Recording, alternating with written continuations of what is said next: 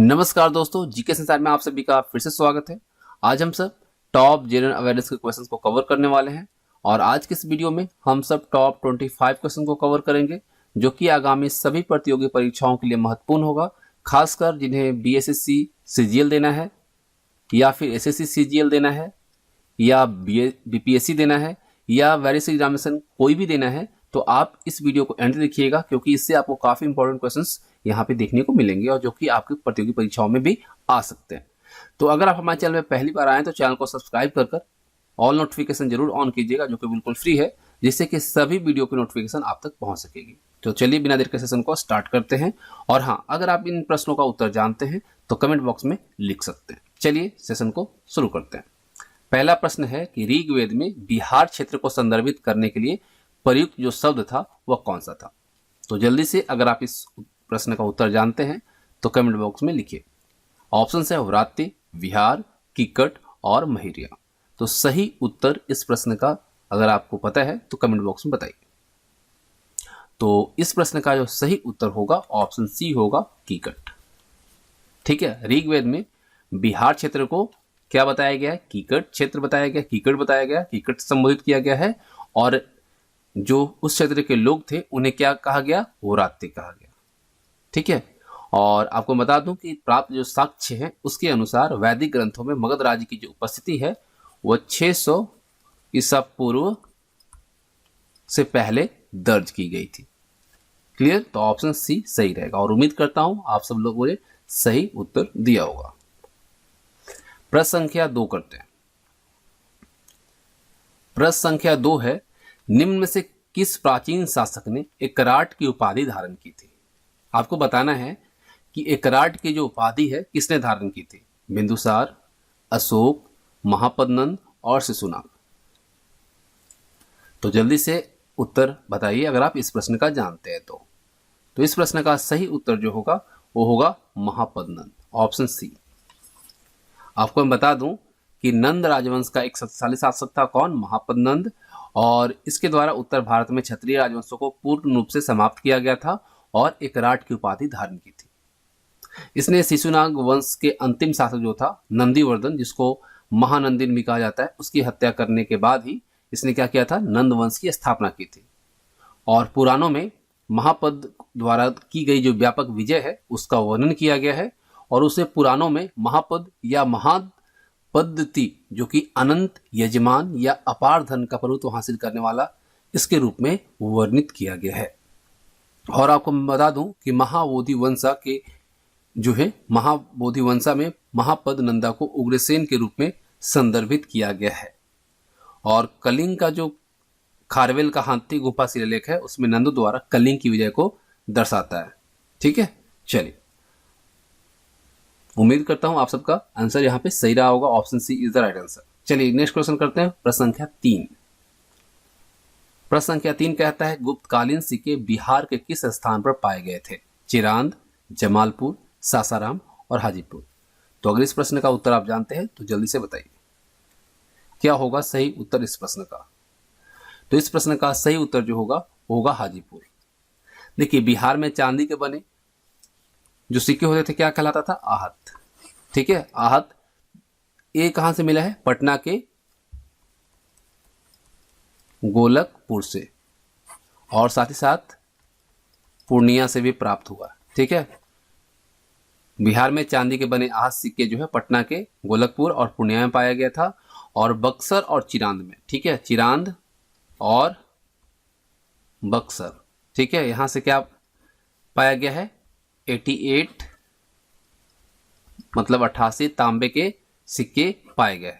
ठीक है, और ये सिक्के जो हैं कुषाण कालीन है, जो कि कुषाण साम्राज्य के विस्तार को दर्शाता है। और गुप्तकालीन सिक्के जो है वो कहां पे पाया गया? हाजीपुर में। तो सही उत्तर जो रहेगा ऑप्शन डी रहेगा। क्लियर? उम्मीद करता हूं आप सबका जो आंसर होगा वो सही रहा होगा। चलिए अगला प्रश्न करते हैं। प्रश्न संख्या 4। प्रश्न संख्या 4 कहता है कि प्रसिद्ध शासक मेदिनी राय का संबंध किस वंश से था? ऑप्शन है चेरो वंश, सेन राजवंश, पाल वंश या कर्नाट वंश। तो जल्दी से इस प्रश्न का उत्तर कमेंट बॉक्स में बताइए अगर आप जानते हैं। तो इस प्रश्न का सही उत्तर जो रहेगा वो रहेगा ऑप्शन ए, याद देखिए सही है या गलत है। मेदिनी राय चेरो राजवंश का था, ठीक है, यानी कि मेदिनी राय जो है उसका संबंध किससे है? चेरो वंश से है, जो कि एक छोटा आदिवासी राज्य था और सबसे प्रसिद्ध शासक था ये आपका मेदिनी राय। मध्यकाल के दौरान बिहार में कई छोटे छोटे आदिवासी राज्य उभरकर सामने आए थे। चेरो ने सारण, शाहाबाद, भोजपुर, चंपारण, पलामू और मुजफ्फरपुर जिलों में अपना शक्तिशाली राज्य स्थापित किया और लगभग 300 वर्षों तक शासन किया। ठीक है, 300 वर्षों तक शासन किया। मेदिनी राय ने गया, दाऊदनगर जो कि औरंगाबाद का अनुमंडल है, ठीक है, सब डिवीजन है, अरवल और रामगढ़ तक अपने क्षेत्र का विस्तार किया। और आपको मैं बता दूं, अरवल जो है वो बिहार का नवीनतम जिला है, ठीक है, इस चीज को भी आप याद रखिएगा। और 1634 में, कब? 1634 में मेदिनी राय की मृत्यु के बाद उसका पुत्र जो था राजा प्रताप राय वो शासक बना और अंत में चेरो राजवंश को मुगल साम्राज्य में शामिल कर लिया गया था। तो यहाँ पे सही आंसर जो रहेगा ऑप्शन ए रहेगा, चेरो राजवंश। ठीक है, चलिए अगला प्रश्न करते हैं। प्रश्न संख्या 5। प्रश्न संख्या 5 कहता है विक्रमशिला विश्वविद्यालय की स्थापना निम्न में से किसके द्वारा की गई थी? बताइए, विक्रमशिला विश्वविद्यालय कहाँ पे है? वर्तमान में जो भागलपुर है यहाँ पे, ठीक है।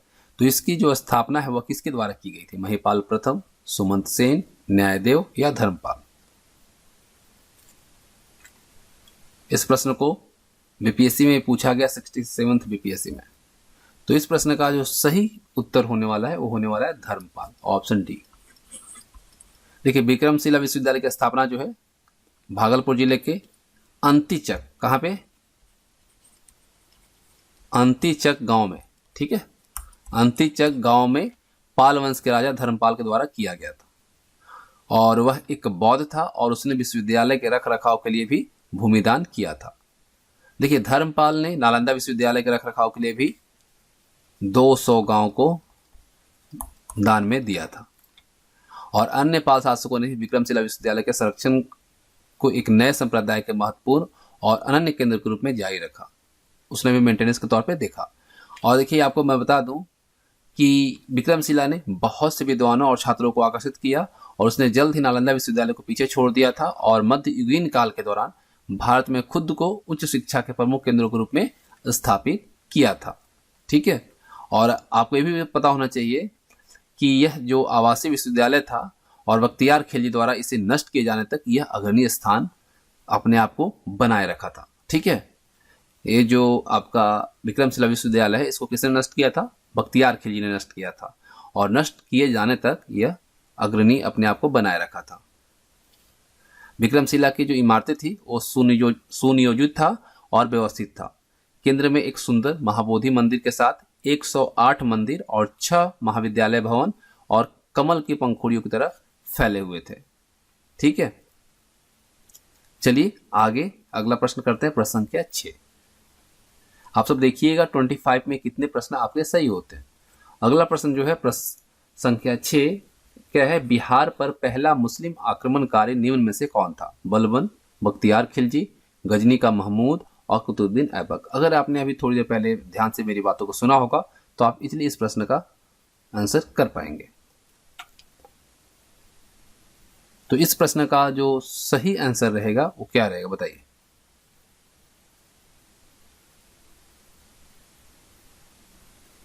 तो इस प्रश्न का जो सही आंसर रहेगा वो रहेगा आपका बख्तियार खिलजी, ऑप्शन बी। आपको मैं बता दूं 11वीं शताब्दी से मगध यानी कि जो मगध बिहार, ठीक है, जिसकी अगर हम मगध की बात करते हैं तो मगध का जो राजधानी था वो कहाँ पे था? ग्रीवरज या फिर राजगिरी। ठीक है, उसके बाद यहाँ कहाँ पे आ गया था? पटना। ठीक है, जिसको अभी हम पटना जानते हैं, यानी कि इसका पहला नाम जो था पाटलिपुत्र। ठीक है, पाटलिपुत्र आया था और इसे जो मॉडर्न नेम है, आधुनिक नाम जो है पटना है। ठीक है, तो इस्लामी आक्रमणकारियों का हमला यहाँ पे शुरू हो गया था और इसी के क्रम में, ठीक है, जो शुरू हुआ था तो इसमें मोहम्मद बख्तियार खिलजी बिहार पर आक्रमण करने वाला पहला मुस्लिम आक्रमणकारी था और वह कुतुबुद्दीन ऐबक का कौन था, सेनापति था, याद रखिएगा। ठीक है, बख्तियार खिलजी जो था, मोहम्मद बख्तियार खिलजी जो था, वह किसका सेनापति था, कुतुबुद्दीन ऐबक का था। और उसने 1203 में, ठीक है, 1203 में बिहार पर कब्जा कर लिया था और उसी वर्ष उसने बंगाल पर हमला बोला था। आपको बता दूं, उसने सेन राजा लक्ष्मण सेन पर विजय प्राप्त की थी और लखनौती को अपनी राजधानी बनाया था। साथ ही साथ एक चीज और आपको मैं बता दूं, उसने उदंतपुर विश्वविद्यालय को भी नष्ट किया था। किसने, बख्तियार खिलजी ने। और नालंदा में उसने बड़ी संख्या में बौद्ध भिक्षुओं को न केवल फांसी से लटका दिया बल्कि कई के सर कलम कर दिए थे और कईयों को जिंदा जला दिया था। तो इस चीज को भी आप याद रखिएगा। चलिए अगला प्रश्न करते हैं। अगला प्रश्न है प्रश्न संख्या 7। प्रश्न संख्या 7 जो कहता है कि नर्तकी की प्रसिद्ध कांस्य मूर्ति कहां से मिली थी।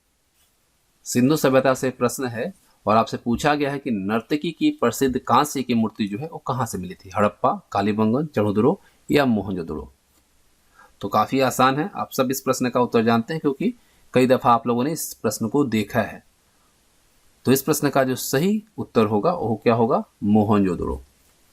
सिंधु घाटी सभ्यता आप लोगों ने पढ़ा है तो इजीली आप इस प्रश्न का आंसर कर पाएंगे। आपको मैं बता दूं कि सिंधु घाटी सभ्यता जो थी वो मिस्र, मेसोपोटामिया, भारत और चीन की 4 प्राचीन शहरी सभ्यताओं में से सबसे बड़ा स्थल था। और सिंधु घाटी स्थल जो है, जो कि मोहनजोदड़ो जो है, इसका सिंधी भाषा में अर्थ क्या है, हमने पिछली वीडियो में आपको बताया था, मुर्दों का टीला यानी माउंड ऑफ डेड। इसकी खुदाई जो है कब की गई थी, 1922 में किया गया था। और किसके द्वारा, राखलदास बनर्जी के द्वारा। ठीक है, किसके द्वारा, राखलदास बनर्जी के द्वारा 1922 में। और ये कहाँ पे है, तो वर्तमान में पाकिस्तान के पंजाब प्रांत के लरकाना जिले में सिंधु नदी के तट पर स्थित है। और अगर हम देखें कुछ महत्वपूर्ण चीजों को, तो यहां से जो प्राप्त हुआ था वो क्या प्राप्त हुआ था, बड़ा स्नानागार, जिसे हम कह सकते हैं महा स्नानाघर प्राप्त हुआ था, अन्न गृह प्राप्त हुआ था, नर्तकी की कांस्य की मूर्ति जो कि हम यहाँ प्रश्न में देख रहे हैं, साथ ही साथ पशुपति महादेव की मुहर, दाढ़ी वाले आदमी की प्रतिमा। अगर आपसे पूछ ले कि दाढ़ी वाले आदमी की प्रतिमा जो है कहाँ से मिली थी, तो मोहनजोदड़ो से ही प्राप्त हुआ था।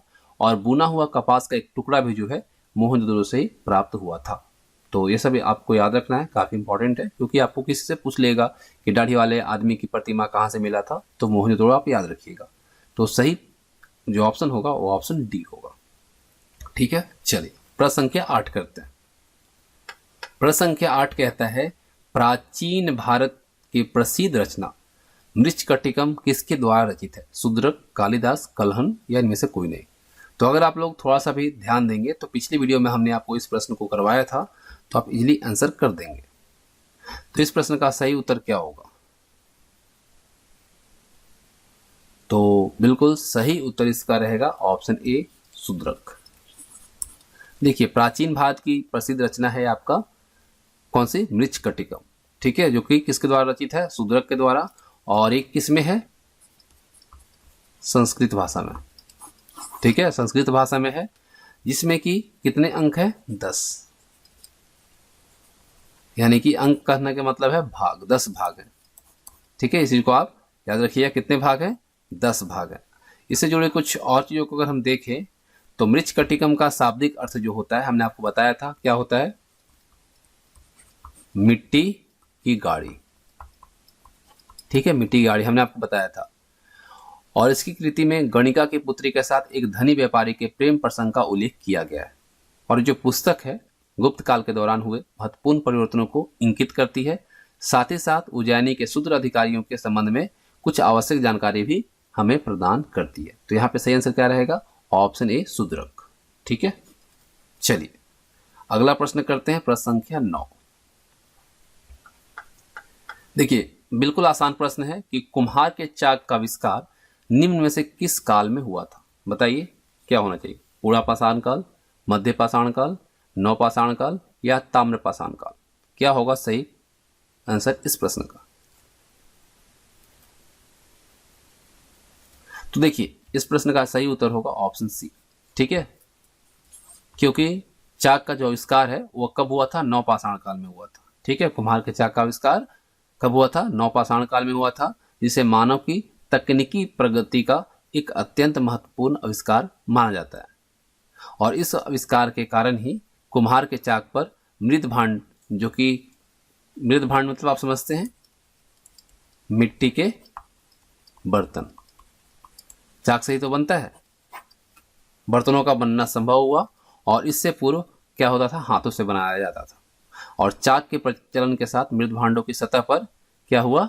चित्रकारी भी संभव हो सका। तो ऑप्शन यहाँ पर सी जो है सही है। चलिए अगला प्रश्न करते हैं, प्रश्न संख्या 10। आयुर्वेद की सबसे पहला दर्ज संहिता कौन सी है? आयुर्वेद की सबसे पहला दर्ज संहिता जो है वो कौन सा है? तो नो डाउट आप सबको इसका आंसर पता है, कौन सी है? चरक संहिता, यही है ना, ऑप्शन ए। चरक संहिता कार्य चिकित्सा से संबंधित है और आयुर्वेद की उत्पत्ति जो है वैदिक युग में हुई है, जिसको भी आप याद रखिए। तो यहाँ पे सही आंसर जो है ऑप्शन ए। प्रश्न संख्या 11 करते हैं। प्रश्न संख्या 11 कहता है कि बिहार में कितने जिले हैं जिनका नाम उनके मुख्यालय से अलग है? कहने का मतलब है कि जिलों की जो बात कर रहे हैं, तो जैसे कि मान लीजिए कि कोई हम जिला लेते हैं, गया जिला, तो गया जिला जो है इसका मुख्यालय कहाँ पे है? गया में ही है। ठीक है, जैसे हम पटना जिला का नाम लेते हैं जो कि राजधानी भी है बिहार का, तो इसका मुख्यालय कहाँ पे है? पटना में ही है। तो लेकिन ऐसे कितने जिले हैं जिनका, जैसे कि हम अगर कुछ एग्जाम्पल ले लें तो रोहतास जिला हो गया, लेकिन इसका मुख्यालय जो है कहाँ पे है? सासाराम में। तो ऐसे कितने जिले हैं जिनका जिला और मुख्यालय अलग अलग है? जिला का नाम और मुख्यालय जो है अलग है, ऐसा कितने जिले हैं? 7 हैं, 8 हैं, 4 हैं या 6? तो अगर आप जानते हैं इस प्रश्न का उत्तर तो बताइए। तो देखिए इस प्रश्न का सही उत्तर होगा 8। ठीक है, 8 वैसे जिले हैं जिनका नाम और उनका मुख्यालय का नाम अलग है। ठीक है, मुख्यालय अलग है। जैसे कि हम बात करें सबसे पहले वेस्ट चंपारण। वेस्ट चंपारण इसका मुख्यालय कहाँ है? तो इसका मुख्यालय जो है बेतिया में। ठीक है, बेतिया में। वहीं अगर हम बात करें ईस्ट चंपारण की, तो इसका कहाँ पे है? मोतिहारी में। ठीक है, वहीं रोहतास हम लोगों ने देखा, रोहतास का मुख्यालय कहाँ? सासाराम में है। नालंदा का बिहार शरीफ में है। कैमूर का भभुआ में है। वैशाली हाजीपुर में है और भोजपुर का आरा में। तो इस तरह से 8 वैसे जिले हैं जिनका कि जिले का नाम और उनका मुख्यालय अलग है। ठीक है, चलिए अगला प्रश्न करते हैं।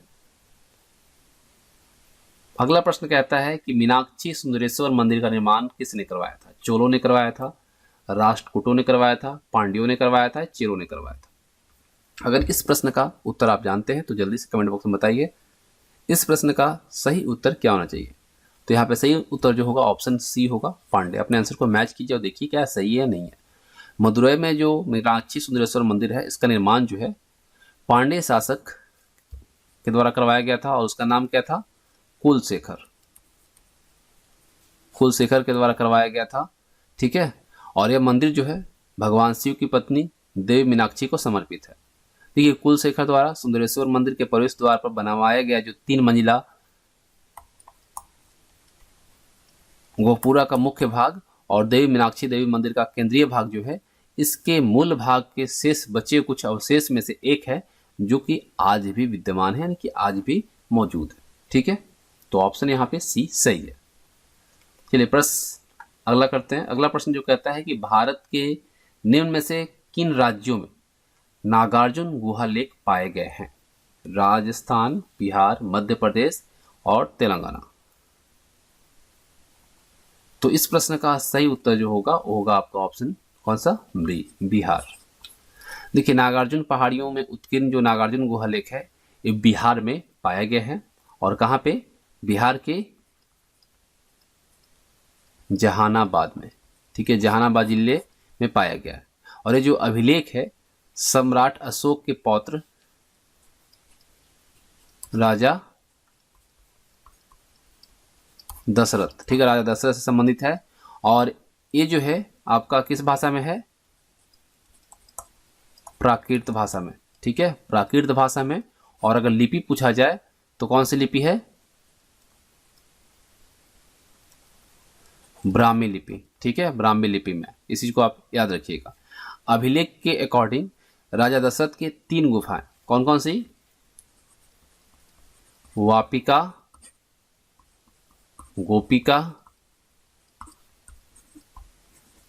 और तीसरा कौन सा है? वदिथिका, ठीक है, वापिका, गोपिका और वदिथिका। ये जो है आजीवक भिक्षुओं को दान में दी थी ताकि भिक्षु वर्षा काल के दौरान वहां निवास कर सके, ठीक है, याद रखिएगा। मोस्ट इंपॉर्टेंट प्रश्न है। इस तरह के प्रश्न बीपीएससी और बीएसएससी में भी आपको देखने को मिल सकता है, ठीक है। चलिए अगला प्रश्न करते हैं, ठीक है, जो इंपॉर्टेंट हो सकते हैं हमारे एग्जामिनेशन पॉइंट ऑफ व्यू से।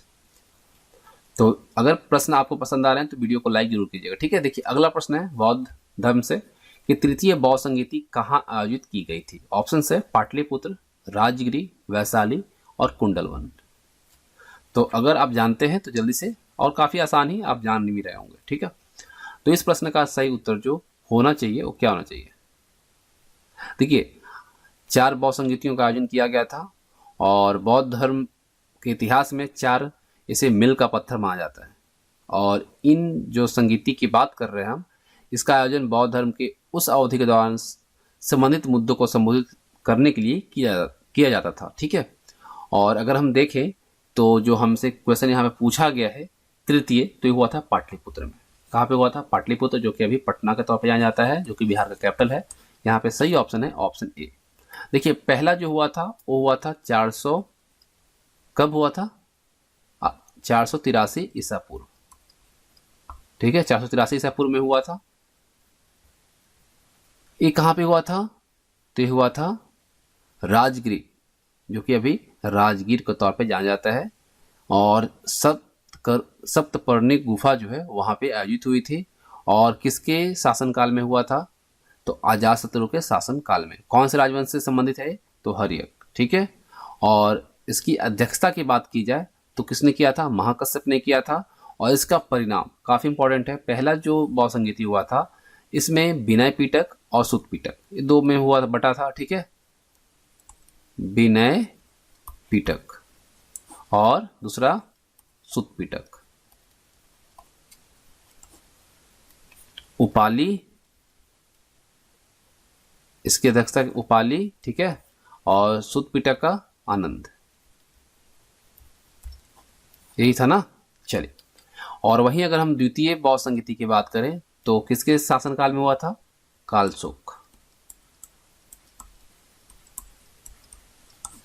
और ये जो हुआ था कहाँ पे हुआ था? वैशाली में, ठीक है, कहाँ पे? वैशाली में हुआ था। और ये जो कालशोक था ये किस राजवंश से था? शिशुनाग से, शिशुनाग वंश से, ठीक है। और ये जो दूसरा हुआ था किसकी अध्यक्षता में हुआ था? तो ये हुआ था सावकामी, ठीक है। और यहाँ परिणाम की अगर हम बात करें तो बौद्ध संघ जो है वो थेरवाद और महासंघ में बटा था। थेरवाद को अस्थिवीर भी कहा जाता है। और तीसरा जो हुआ था ये अशोक के समय में हुआ था।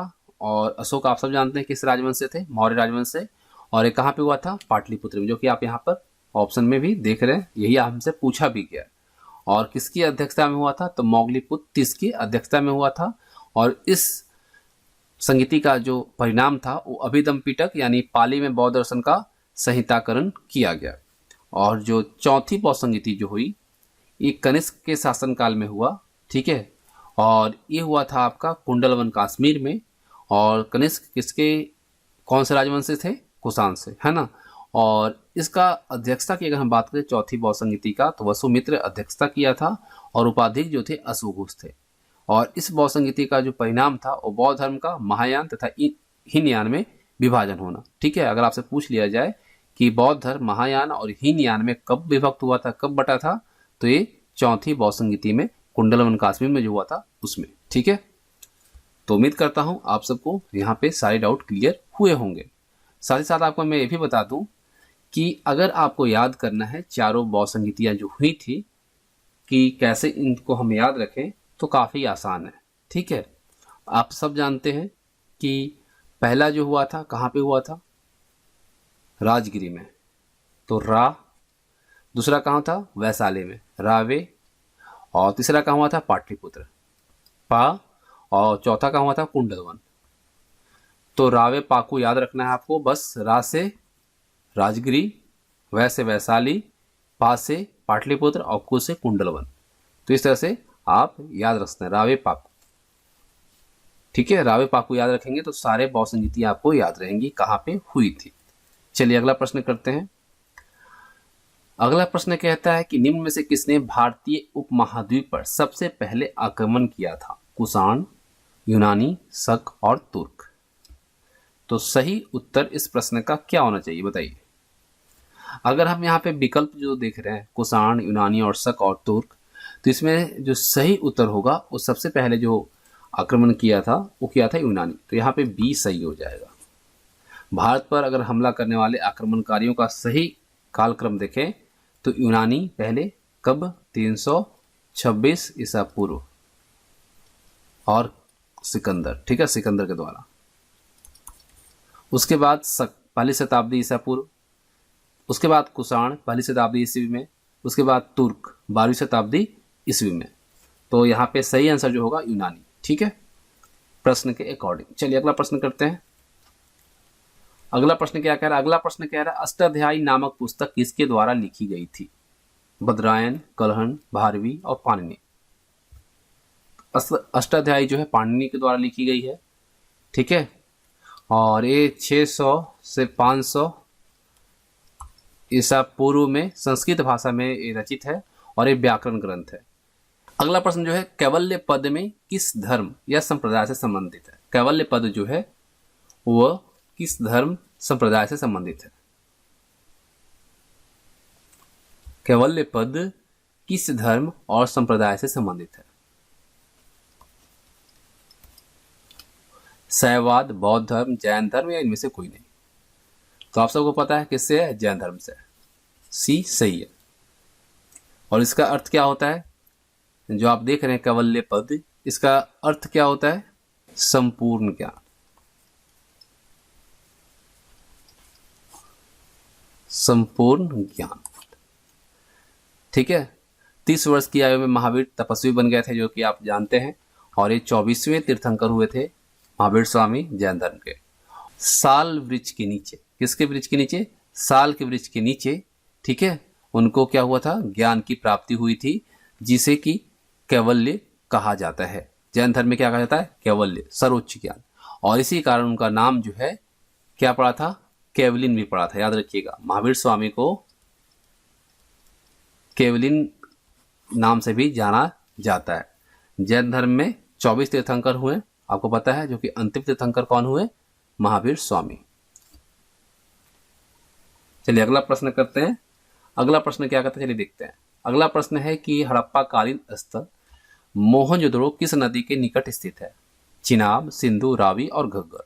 हमने आपको बताया है, इसी वीडियो के अंदर बताया है। तो इस प्रश्न का सही उत्तर आप सब जानते हैं। सही उत्तर क्या होगा, सिंधु। अगला प्रश्न है कि भीमबेटका किस राज्य में स्थित है। भीमबेटका किस राज्य में स्थित है, आपको बताना है। उत्तराखंड, छत्तीसगढ़, मध्य प्रदेश और राजस्थान। कहां पे है भाई भीमबेटका, तो नो डाउट आप सबको पता है इसका। तो यहाँ पे सही आंसर रहेगा ऑप्शन सी, मध्य प्रदेश। अगला प्रश्न है किस शिलालेख ने पहली बार अशोक नाम का उल्लेख किया था। मोस्ट इंपोर्टेंट प्रश्न है, बताइए। कलिंग शिलालेख, सोपारा शिलालेख, गिरनार शिलालेख या मस्की शिलालेख। तो इस प्रश्न का सही उत्तर जो होगा क्या होना चाहिए, ऑप्शन डी, मस्की। मस्की कहाँ पे है, कर्नाटक के रायचूर जिले में स्थित है और एक क्या है, पुरातात्विक स्थल है। ये मस्की नदी के तट पर स्थित स्थल है और जो कि किसकी सहायक नदी है, तुंगभद्रा की सहायक नदी है। मस्की नदी जो है ये तुंगभद्रा की सहायक नदी है। ठीक है, इसी को आप याद रखिएगा। मस्की किसकी सहायक नदी है, तुंगभद्रा की। और 1915 में, कब, 1915 में सी बीडोन द्वारा सम्राट अशोक के एक शिलालेख की खोज के साथ यह स्थल प्रमुखता में आ गया था और यह सम्राट अशोक का पहला शिलालेख था जिसमें सम्राट के लिए अशोक का प्रयोग किया गया था, जबकि इसके पहले का जितने भी थे उसमें देवनाम पीए दसी के रूप में शिलालेखों में संदर्भित किया गया था। देखिए, शिलालेख यह निष्कर्ष निकालने के लिए महत्वपूर्ण था कि भारतीय उपमहाद्वीप में उन्हें देवनाम पीए दसी के रूप में भी संदर्भित किया जाता था। अगला प्रश्न करते हैं। अगला प्रश्न क्या कहता है, अग्नि के सर्वप्रथम उपयोग के प्रमाण जो है वह कौन से युग से प्राप्त हुए हैं? पुरा पाषाण युग, मध्य पाषाण युग, नवपाषाण युग और ताम्र पाषाण युग। तो देखिए, आप सब जानते हैं कि अग्नि के सर्वप्रथम जो उपयोग के प्रमाण है वह तो कहां से प्राप्त हुआ है, कौन से युग से? नवपाषाण युग से प्राप्त हुआ है। नवपाषाण युग पद का तात्पर्य क्या है? इसका मतलब क्या है?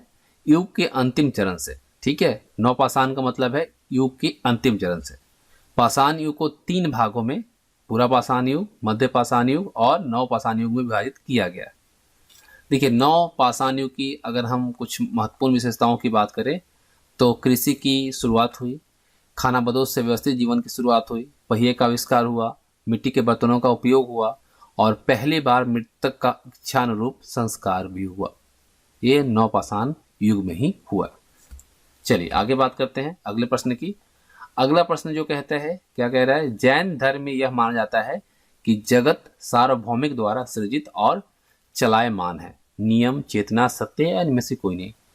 सही उत्तर इस प्रश्न का क्या होगा? तो सही उत्तर होगा ऑप्शन ए, नियम। देखिए, जैन दर्शन प्राचीनतम भारतीय दर्शन है जो शरीर को क्या मानता है? पदार्थ और आत्मा। ठीक है, पदार्थ शरीर को आत्मा यानी चेतना से पूर्णतः अलग करता है। ये जो है पदार्थवाद, ब्रह्मांड विज्ञान, ज्ञान मीमांसा और जीववाद का प्रतिपादन करता है। भारत में शतरंज के खेल की उत्पत्ति हुई है, कौन से काल के दौरान हुई है? बताइए।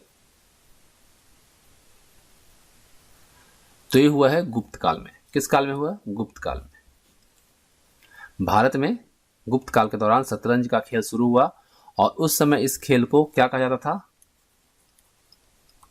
चतुरंग नाम से जाना जाता था। ठीक है, शुरुआत में यानी कि शुरुआती दौर में शतरंज को अष्टपद भी कहा जाता था। प्राचीन भारत की यात्रा करने वाले फारसी व्यक्तियों ने इस खेल को देखा और इसे शतरंज का नाम दिया। इसके अलावा सिंधु घाटी सभ्यता के पुरातात्विक स्थलों में शतरंज के समान बोर्ड प्राप्त हुआ जो इस खेल का प्रमाण है।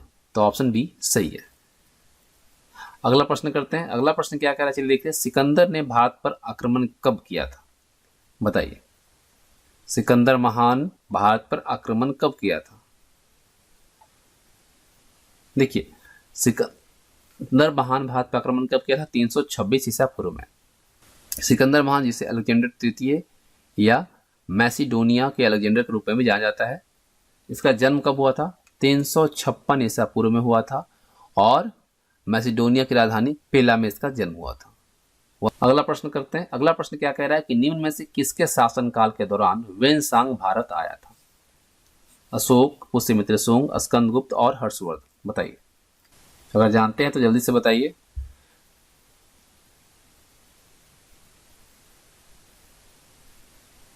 तो ये कब आया, किसके शासनकाल में आया था? हर्षवर्धन के शासनकाल में।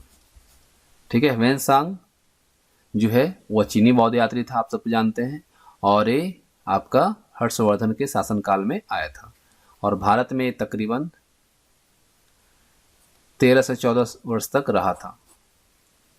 तो इस तरह से जो इम्पोर्टेंट प्रश्न थे वो कंप्लीट होते हैं और आशा करता हूँ आप सबको वीडियो पसंद आई होगी। तो वीडियो पसंद आए तो लाइक और शेयर कीजिएगा और कोई सुझाव हो तो कमेंट बॉक्स में जरूर बताइएगा। धन्यवाद। जय हिंद, जय भारत।